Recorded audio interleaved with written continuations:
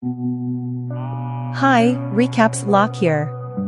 Today I am going to explain a Hong Kong culinary drama film called Cook Up a Storm. Spoilers ahead. Watch out and take care.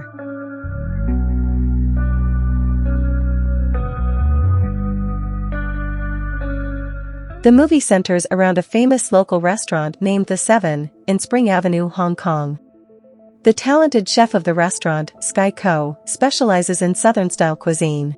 A TV host features the 30-year-old restaurant and its chef on a culinary program. Sky shows his talent on national television, even though he is already popular as the best chef in all of Spring Avenue. Alongside him, his friend Uni is also introduced to the people. She usually manages the financial aspect of the restaurant. Sky is very definitive about the quality of food and time they provide to their customers, which is part of the reason why their restaurant is so popular. Most of the time, it is so packed that a queue of people has to line up outside the restaurant.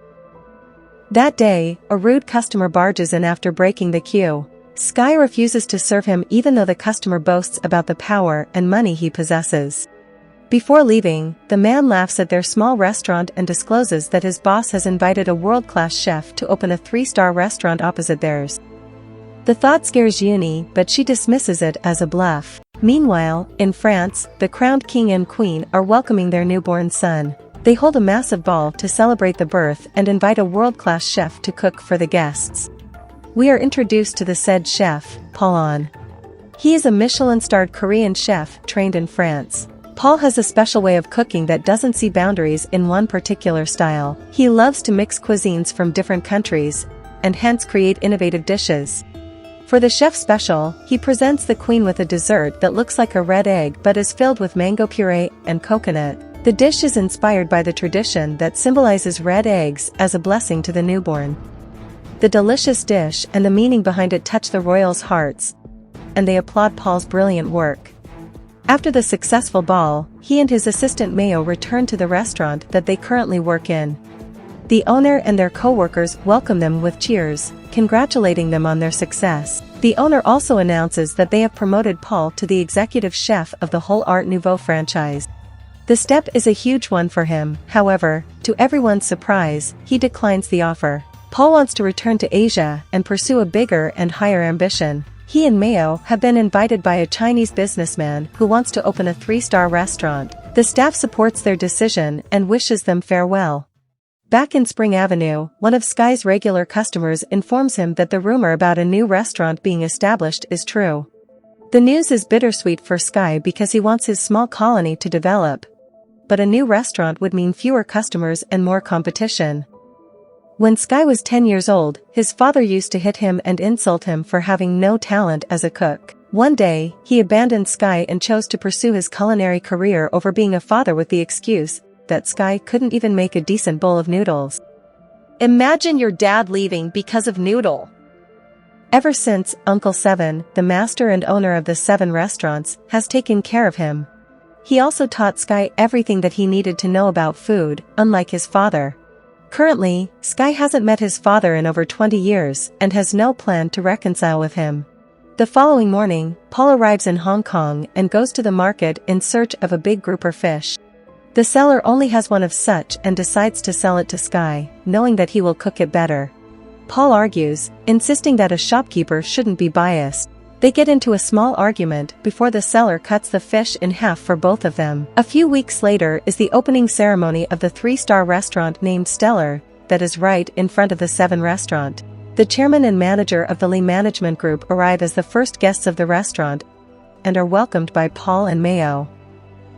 At the same time, the people from the 7 restaurants start announcing about different discount offers they are offering for the next week. When the security guards from the Stellar restaurant try to stop them, a conflict arises. This attracts Paul and the guests' attention, making them come out to see what the fuss is about. When the conversation gets heated, Mayo suggests they hold a competition to see which cook is better. Sky and Paul recognize each other from the market and accept the challenge. They decide to indulge in a fish cutting competition. Paul goes first and skillfully picks all the ribs of a fish in no time. Following that, Sky takes the same fish and cuts it into even pieces in under a minute. The crowd claps for him and even Paul is impressed. The chairman of the Lee Group has to announce the results. In an unbiased way, he claims that the true results will only be announced in the International Chef Challenge competition that both chefs have taken part in. He also announces that he is planning to take over the entire Spring Avenue colony to remove all the buildings and modernize it. If Sky wins in the competition, the chairman is willing to withdraw his plan to preserve the heritage of the colony. However, if Paul wins, he will go through with the plan. With the future of the entire colony in his hands, Sky feels pressured. Still, he is determined to do his best. For the next few days, the number of customers at the 7 restaurant decreases. Uni is worried that might soon go out of business, but Sky assures her that is not possible. He gives her an example of escargots and field snails, claiming that there will always be people who like one more than the other. They do not have to change their food to be better than the stellar restaurant, because there will always be customers who like one better. The following day, Sky is met with disappointment when he goes to the market and finds out the stellar restaurant has bought all the good fish. The day is frustrating for the workers in the 7 restaurant until they find out that Sky has been selected for the culinary competition. He will soon go against Paul to be selected for the semi-finals. But then, it is also announced that the victor will have to go against the 2-time winner of the competition, Mountain Co. Sky is shocked to see that his father has achieved the success he wanted to. He is now even more determined to reach the finals and compete against him. That night, Uncle Seven returns home from his trip and calls Sky to a pub. Excited to meet him after long, Sky runs to the location but finds his father with Uncle Seven. Mountain bluntly says that he still doesn't believe in Sky and doesn't regret leaving him for his career. The words are the most hurtful thing Sky has ever heard, but he hides his pain with anger. He promises to win the competition and prove that being a good cook doesn't require being a bad person like Mountain is. On the day of the culinary duel, the contestants get 90 minutes to cook a dish of their choice and present it. Sky makes a traditional salt-baked duck while Paul makes a foie gras sorbet. The entire 90 minutes are intense as both cooks show great expertise while cooking their respective dishes. Sky cuts the duck's inside with little to no effort and pulls it out efficiently, making the audience gasp. In the end, he bakes the duck in salt and breaks the additional layer to reveal a well-cooked duck with vegetable stuffings. The judges try it and seem to be more impressed by Sky's duck than Paul's sorbet. When it is time to vote, Paul receives 3 9s and a whopping 10 out of 10, scoring a total of 37 points. Right after, Sky receives 2 10s from the first 2 judges. The third one gives him 9, but the last judge only gives him an 8. Because both chefs tied in points, the head judge makes the executive decision to make Paul the winner because his dish presentation was superior to Sky's bland plating. Although Paul's victory should have solidified his abilities as a cook, things do not go as expected. While celebrating their victory, the manager informs Paul that he wants to replace him with Mayo to compete in the finals. According to him, a woman is far more appealing in the media than a man. When Paul tries to defend his position as head chef, Mayo exposes that he has difficulty tasting certain flavors like saltiness. For the past few months, he has been using a notebook containing all his recipes to cook and can do nothing on his own. Mayo also discloses that she never wanted to befriend Paul and only sided with him to surpass him as a chef. Betrayed and hurt, Paul storms out of the restaurant to never look back. That night, Sky bumps into a drunk Paul in front of an event stadium. They forget about their rivalry for a few minutes and share their past and troubles.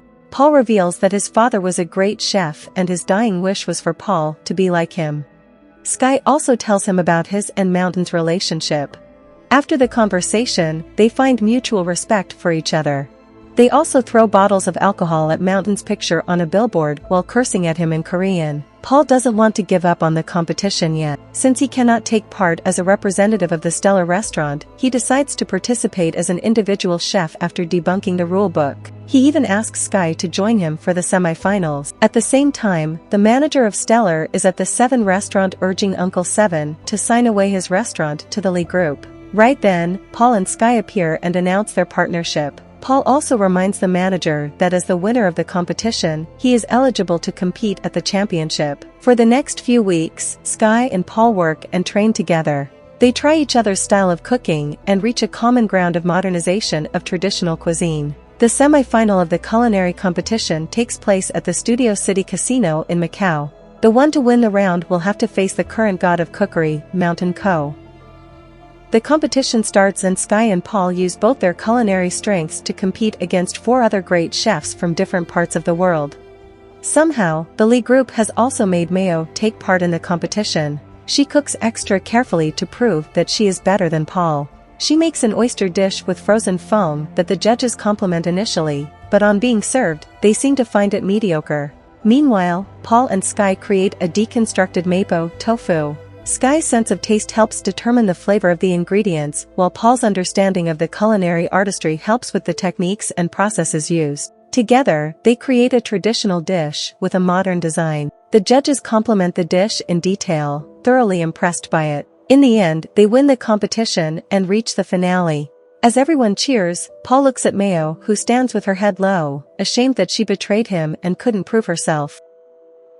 For the final round, only one of the chefs can compete against Mountain. Paul thinks that because of his lack of taste, he is ineligible to participate. He also knows that Sky's desire to beat Mountain is a very personal one, hence he suggests Sky face Mountain in the finals. The following day, Sky stands face to face with his father. The competition asks them to cook anything they want in an hour. The father and son do not share words before the competition starts. Mountain immediately begins to cook, but Sky is distracted by his thoughts. He remembers how Mountain abandoned him and how much the people in the neighborhood mean to him. The thoughts overwhelm Sky and he can hardly focus. To get him to come back to his senses, Mountain splashes water at his son's face. The action brings Sky back and he immediately starts making dough. By the end of the hour, Mountain makes an aesthetic sugar display of molten lava with a flower on top. In contrast, Sky's dish is a bit more simple, but personal. He makes noodles, like the noodles that Mountain made years ago before abandoning his son. The judges try Mountain's dish and are impressed by it. However, Sky never hands his dish to them. Instead, he gives the bowl of noodles to Mountain. Mountain eats it and is moved, as he remembers what the noodles represent. At last, he has no choice but to acknowledge his son's brilliance in culinary art. The winner of the competition is unclear because the judges never got to taste the food. In the following scene, we see a crowd has gathered outside the 7 restaurant to celebrate the Chinese New Year. They enjoy a meal cooked by Sky and Paul together as a family. Subscribe for more videos like this, turn on the notification, and leave a like to help the channel out. Thanks for watching.